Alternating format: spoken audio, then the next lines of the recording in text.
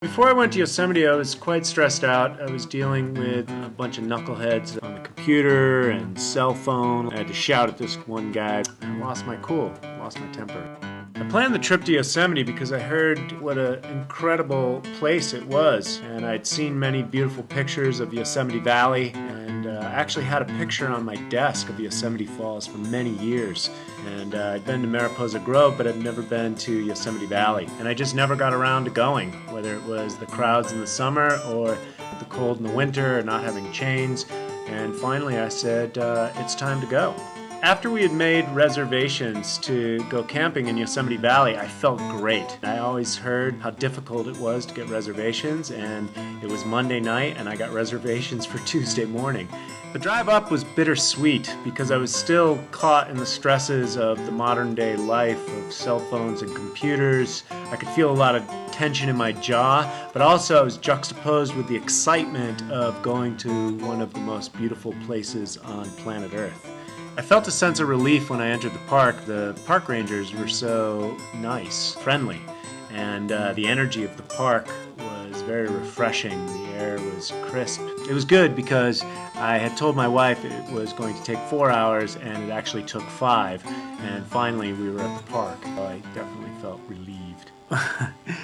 When I first saw the valley, I don't know, I'm still kind of speechless. My friend told me you'd turn this corner and then boom, there it was, and my jaw just basically dropped. And you can see pictures, you can hear from your friends, but when you actually see it, I'm just speechless.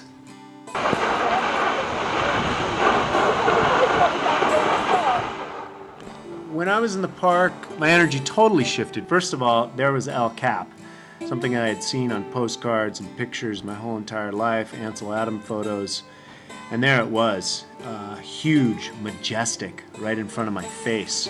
The tension went out of my jaw, out of the back of my neck.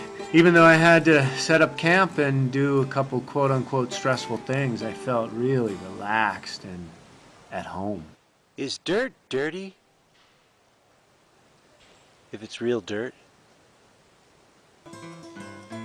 You know, you go on your day-to-day life like, my life's so important and these events are so important and this fucking person's got to behave a certain way and people better answer my phone calls and I got to get this shit done and blah, blah, blah, blah, blah. And then you enter into this vortex of natural energy and it becomes useless. It becomes futile. It becomes non-important. The only thing that seems to be important in a natural setting like that is peace and tranquility and harmony with the natural elements that you're in. I mean, try and whip out your laptop in Yosemite Valley and start screaming at somebody on the cell phone there. See how long that lasts. One of the first things I like to do wherever I go is jump in the water. And we found one of the streams after we set up camp. And after that big, long, tiring drive, we jumped in a stream and I was refreshed and renewed in an instant. It was just incredible, and both my wife and I went swimming, and then we came back and we felt great. While I was in Yosemite, I went to one of the ranger talks and heard a lecture on John Muir and some of the other great conservationists that helped preserve Yosemite.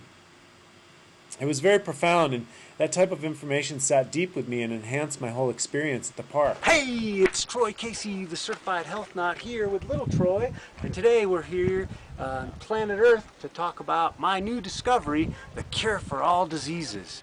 It's called Quit Your Job and Get Back to Nature.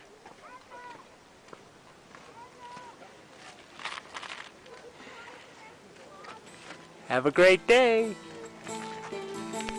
Well, I would have to say that my whole life changed from this trip, and I don't say that lightly. I've traveled extensively. I guess having the notion of going somewhere and wanting to go somewhere and then finally actually doing it, having such an incredible experience. But I'm not the only one who's had those experiences. John Muir had that experience. The first ranger, Galen, who was given 5 months to live, and he died 51 years later. He had that experience. Yosemite's very healing. The waters are healing. The air's healing. The granite rocks are healing. It changed my life.